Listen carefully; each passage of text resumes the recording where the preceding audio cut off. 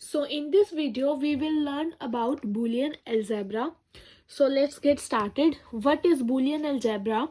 So Boolean algebra is a branch of mathematics that deals with 0 and 1. Boolean algebra maths की mathematics की एक ऐसी branch है जो कि 0 और 1 के साथ डील करती है. मतलब बूलियन अलजेब्रा में सिर्फ दो ही वैल्यूज होती हैं, 0 and 1. 0 for false and 1 for true. मतलब बूलियन अलजेब्रा में हम दो ही चीज़ों पे बात करते हैं, फॉल्स या फिर ट्रू पे. Then it may be defined with a set of elements. Boolean algebra को हम कैसे डिफाइन कर सकते हैं? एक एलिमेंट्स के सेट के साथ. सेट मैथ्स में एक टॉपिक होता है सेट्स का, वही सेट्स का टॉपिक बूलियन अलजेब्रा में भी यूज होता है. Then a set of operators and a number of axioms and postulates. मतलब बूलियन अलजेब्रा को अगर हमने डिफाइन करना है तो मैथ्स में, तो उसके लिए हम क्या करते हैं, एक सेट ऑफ एलिमेंट्स लेते हैं, ऑपरेटर्स लेते हैं और एक्सॉम्स एंड पोस्टुलेट्स लेते हैं. तो एक्सॉम्स होते हैं जो कि प्रूव्ड हो चुके हैं और पोस्टुलेट्स होते हैं जो अभी प्रूव नहीं हुए लेकिन उनको एज्यूम कर लिया जाता है कि वो ट्रू हैं. तो ये डेफिनेशन थी बूलियन अलजेब्रा की. अब हम एग्जाम्पल पढ़ते हैं. तो एग्जाम्पल हमारा क्या कहता है?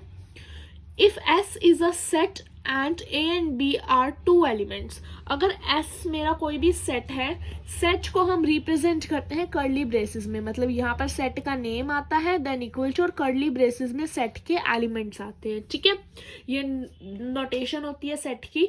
तो एग्जाम्पल में हमने लिया कि if S is a set. अगर S हमारे पास कोई भी सेट है and A and B are two elements, और A और B उसके टू एलिमेंट्स हैं. ठीक है, then A belong to S. ये बिलोंग्स टू का साइन होता है. ये साइन जो हम E लिख के ऐसे बनाते हैं वो बिलोंग्स टू का साइन होता है. तो इस नोटेशन का मतलब है कि ये S का मेंबर है, मतलब A एलिमेंट S सेट के अंदर प्रेजेंट है. और अगर ये वाली नोटेशन है, मतलब E लगा के ऊपर से हमने इसको कट कर दिया, तो इसका मतलब है A is not a member of S. मतलब A एलिमेंट हमारा S सेट के अंदर नहीं है.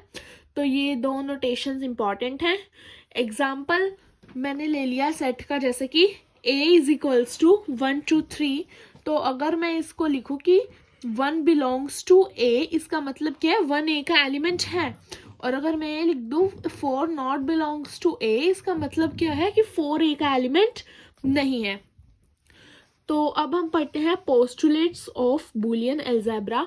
सबसे पहले हम बूलियन अलजेब्रा की एक और डेफिनेशन पढ़ते हैं जो कि पेपर पॉइंट ऑफ व्यू से अच्छी है. Then Boolean algebra is defined on a set of elements S. Boolean algebra को हम एक सेट ऑफ एलिमेंट्स पर डिफाइन करते हैं together with two binary operators, जिसमें कि हम दो बाइनरी ऑपरेटर्स का यूज करते हैं, प्लस एंड डॉट. प्लस हमारा और ऑपरेटर होता है, डॉट हमारा एंड ऑपरेटर होता है. ठीक है, एंड मतलब मल्टीप्लाई, प्लस मतलब नॉर्मल और ऑपरेटर हमारा जो होता है. इसके बारे में हमने लॉजिक गेट्स वाली वीडियो में डिस्कस कर रखा है. एंड वन यूनरी ऑपरेटर, और एक मेरे पास यूनरी ऑपरेटर होता है नॉट, जिसको हम बार बोलते हैं. ठीक है, सो बाइनरी ऑपरेटर्स मतलब इनके दो ऑपरेंड्स होते हैं, और यूनरी ऑपरेटर मतलब ये एक ही ऑपरेंड पे काम करते हैं. ठीक है, सो पोस्टुलेट्स की हम बात करें तो postulates are not proved but assume to be true. तो पोस्टुलेट्स ऐसे थ्योरम्स होती हैं जो कि अभी प्रूव नहीं हुई लेकिन हम उनको एज्यूम करते हैं कि वो ट्रू हैं. अब हम करते हैं पोस्टुलेट्स इन बूलियन अलजेब्रा की. बूलियन अलजेब्रा में हमारे पास कुछ पोस्टुलेट्स है 6 7, वो हम पढ़ेंगे. तो first is closure property. First postulate है हमारा क्लोजर प्रॉपर्टी.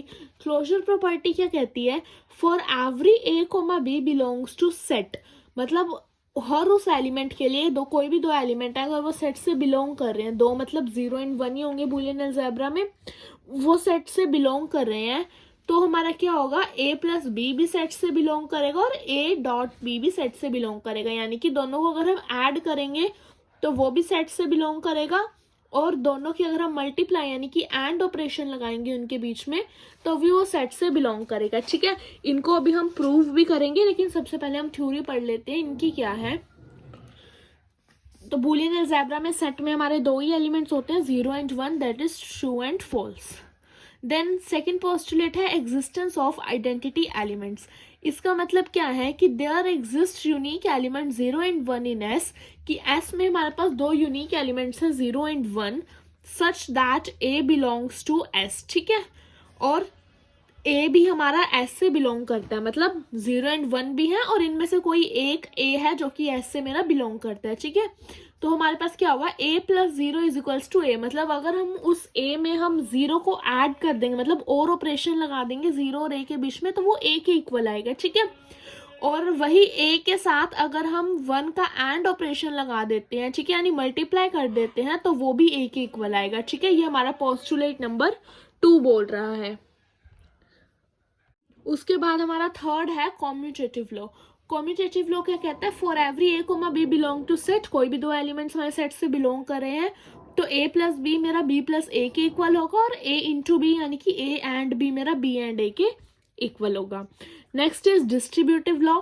डिस्ट्रीब्यूटिव लॉ क्या कहता है, for every A B C belongs to set, कोई भी तीन एलिमेंट्स ए बी सी हैं वो सेट से बिलोंग कर रहे हैं, तो ए एंड बी प्लस सी, मतलब बी प्लस सी का और करके अगर उसका एंड हम ए के साथ करेंगे तो हमारा क्या आएगा, A and B plus A and C, मतलब इस ब्रैकेट को ओपन कर देंगे तो ए डॉट बी, फिर बीच में हमारा प्लस आ जाएगा, देन ए डॉट सी। ऐसे इसका रिवर्स क्या होगा कि यहाँ पर डॉट की जगह प्लस आ जाएगा, प्लस की जगह डॉट आ जाएगा, तो ए प्लस बी इंटू सी क्या आएगा, ए प्लस बी, तो ए प्लस बी बीच में डॉट था तो dot, then A plus C. ये था हमारा distributive law. Then is laws of complementarity. इसमें क्या है, for every element A belongs to set, कोई भी एलिमेंट ए जो मेरा सेट से बिलोंग करता है, there exist a unique element, उसके लिए हर ए के लिए एक यूनिक एलिमेंट है ए बार, मतलब ए अगर मेरा 0 है तो ए बार मेरा 1 हो जाएगा, मतलब उसका रिवर्स, नोट ऑपरेटर हमने नोट लॉजिक गेट में किया था, ठीक है। तो उसका ए बार मतलब ए का रिवर्स, ठीक है, सच दैट, फिर हमारे पास दो कंडीशंस होंगी यहाँ पे जो कि ऑलवेज ट्रू होंगी, क्या कि अगर हम ए में ए के बार को ऐड करेंगे तो मेरा आंसर ऑलवेज 1 आएगा, और अगर ए की मल्टीप्लाई हम ए बार के साथ करेंगे यानी कि एंड ऑपरेशन लगाएंगे इनमें, तो आंसर मेरा हमेशा 0 आएगा। तो ये पोस्टुलेट्स पहले से हमने क्या है, ट्रू मान रखे हैं, सच है, और इन पोस्टुलेट्स के बेसिस पर हम आगे फर्दर क्वेश्चन सॉल्व करते हैं, ठीक है। Then sixth and last postulate is there are at least 2 elements A comma B such that A not equals to B.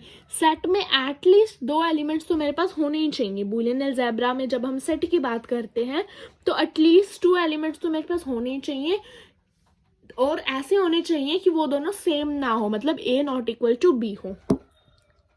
अब हम उन पोस्टुलेट्स को प्रूव करके देखते हैं। जैसे मैंने सेट ले लिया जिसमें 2 एलिमेंट्स है मेरे पास, ऑब्वियसली बूलियन का है तो 2 ही होंगे इन जनरल, तो 0 एंड 1 मैंने ले लिया। 0 मेरा ए को रिप्रेजेंट कर रहा है और 1 मेरा बी को रिप्रेजेंट कर रहा है, ठीक है, सेट। तो फर्स्ट पोस्टुलेट मेरी क्लोजर प्रॉपर्टी क्या कहती थी कि अगर ए मेरा सेट से बिलोंग कर रहा है और बी भी सेट से बिलोंग कर रहा है तो ए प्लस बी भी सेट से बिलोंग करना चाहिए और ए डॉट बी भी। तो ए प्लस बी तो 0 प्लस 1 मैं करूंगी तो और ऑपरेशन है, एक भी 1 आ गया तो आंसर मेरा 1 होता है, ठीक है। तो जब मैं ए प्लस बी करूंगी तो उसका आंसर 1 है, वो भी सेट से बिलोंग कर रहा है, यस 1 भी मेरा सेट से बिलोंग कर रहा है, तो ये वाला पोस्टुलेट ट्रू है। देन ए डॉट बी जब मैं 0.1 करूंगी तो आंसर मेरा 0 आएगा, तो 0 भी सेट से बिलोंग कर रहा है, यस वो सेट से बिलोंग कर रहे हैं, ठीक है। और ये पोस्टुलेट्स बूलियन अलजेब्रा के हैं, मतलब सेट में सिर्फ 0 और 1 वैल्यू ही हो सकती है, इसके अलावा कोई और वैल्यू नहीं होगी, ठीक है।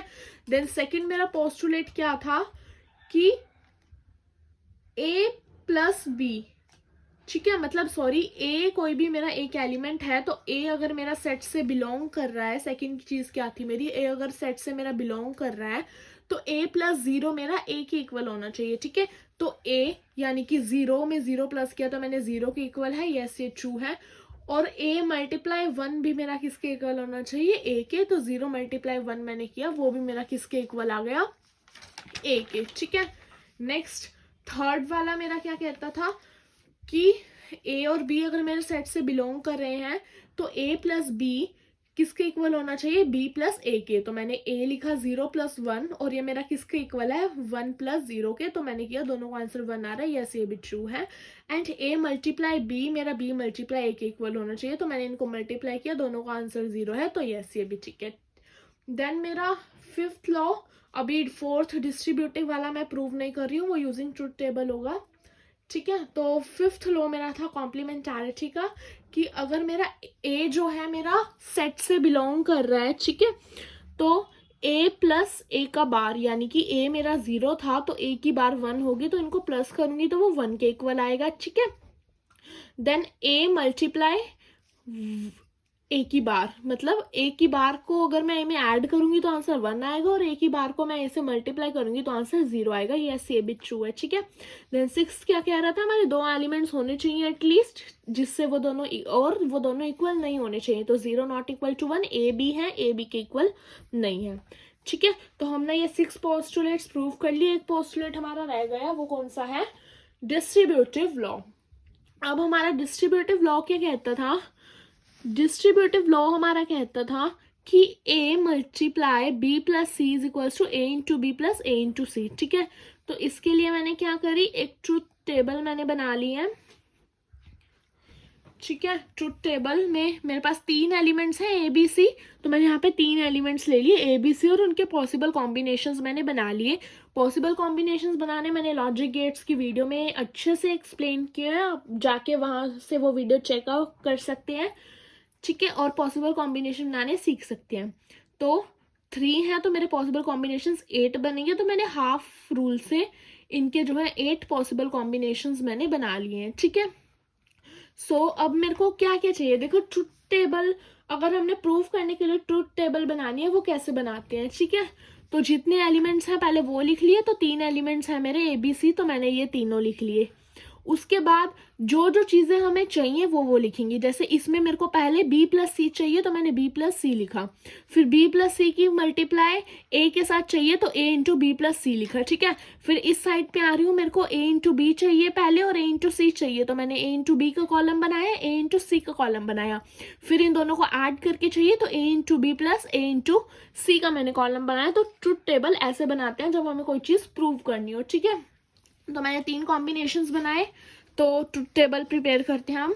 b प्लस सी जब मैं करूंगी, अगर 1 1 आया, और ऑपरेशन क्या बोलता है कि अगर 1 1 आया तो मेरा क्या होगा, आउटपुट 1 होगा। तो पहले में एक भी 1 नहीं है तो आउटपुट 0, देन नेक्स्ट में 1 1 है, आउटपुट 1, नेक्स्ट में भी आउटपुट 1, नेक्स्ट में दोनों 1 है तब भी आउटपुट 1, नेक्स्ट में दोनों 0 है तो आउटपुट 0, नेक्स्ट में एक 1 है मेरा तो आउटपुट 1, नेक्स्ट में भी आउटपुट 1 एंड नेक्स्ट में भी आउटपुट 1, ठीक है। अब इसकी मल्टीप्लाई मेरे को a के साथ करनी है, ठीक है, यानी कि इस वाले कॉलम की मल्टीप्लाई, इस वाले कॉलम का एंड ऑपरेशन मेरे को इस वाले कॉलम के साथ निकालना है, ठीक है। तो एंड ऑपरेशन क्या बोलता था कि अगर दोनों सारे इनपुट्स मेरे 1 है तो मेरा आउटपुट 1 आएगा, अदरवाइज मेरा आउटपुट 0 आएगा, ठीक है। तो इसमें दोनों 0 है तो 0। अब ये देखो पहली 4 वैल्यूज एक की 0 है, तो पहले 4 आउटपुट तो 0 आएंगे, क्यों, क्योंकि एक भी 0 आ गया तो आउटपुट 1 आ ही नहीं सकता। उसके बाद यहाँ पर मैं देखती हूँ 1 into 0 that is also 0, then 1 into 1 is 1, then 1 into 1 is 1, then 1 into 1 is 1, तो ये मेरा निकल गया a into B plus C, which is क्या है मेरी लेफ्ट हैंड साइड। उसके बाद मैं निकालती हूँ a इंटू बी, तो a इंटू बी में करूँगी तो ऑब्वियसली 8 पहले 4 में 0 है तो 0 ही आएगा, देन 1 इंटू 0, 1 इंटू 0 इन दोनों में भी 0, देन 1 इंटू 1 1 आएगा, देन 1 इंटू 1 यहाँ पर अगेन 1 आएगा, ठीक है। देन a इंटू मैं c करती हूँ, अगेन पहले 4 में 0 आएगा क्योंकि a की वैल्यू 0 है, then a into C, 1 into 0 is 0, then 1 into 1 is 1, then 1 into 0 is 0, then 1 into 1 is 1, then a into B plus b into C, मतलब इन दोनों में अब मैं और ऑपरेशन लगाती हूँ, तो और ऑपरेशन क्या लगेगा, 0 in plus 0 0, then 0 plus 0 again 0, then 0 plus 0 0, then 0 plus 0 0, then 0 plus 0 0, 0 plus 1 is 1, 1 plus 0 is 1 and 1 plus 1 is 1। तो ये थी मेरे पास राइट हैंड साइड निकल गई। अब मैं चेक करती हूँ कि जो मेरी लेफ्ट हैंड साइड थी वो मेरे राइट हैंड साइड के इक्वल है या नहीं। तो ये 0 है, ये भी 0 है, इक्वल है, ये 0 है, ये भी 0 है, इक्वल है, ये 0 है, ये भी 0 है, इक्वल है, ये 0 है, ये भी 0 है, इक्वल है, ये 0 है, ये भी 0 है, इक्वल है, देन ये 1 है, ये भी 1 है, ये 1 है, ये भी 1 है, ये 1 है, ये भी 1 है, मतलब मेरी जो LHS है वो मेरी RHS के इक्वल है, ठीक है। यानी कि मैं डिस्ट्रीब्यूटिव लॉ को मैंने क्या कर लिया है, यूजिंग ट्रूथ टेबल प्रूव कर लिया है। तो इस वीडियो में हमने बूलियन अलजेब्रा के पोस्टुलेट्स कवर कर लिए। नेक्स्ट वीडियो में हम बूलियन अलजेब्रास के कुछ प्रिंसिपल्स एंड जो थ्योरम्स हैं उनके बारे में डिस्कस करेंगे। तो हमारे चैनल को सब्सक्राइब करें to stay updated about our latest videos and हमारे वीडियो को लाइक एंड शेयर करें। Thank you.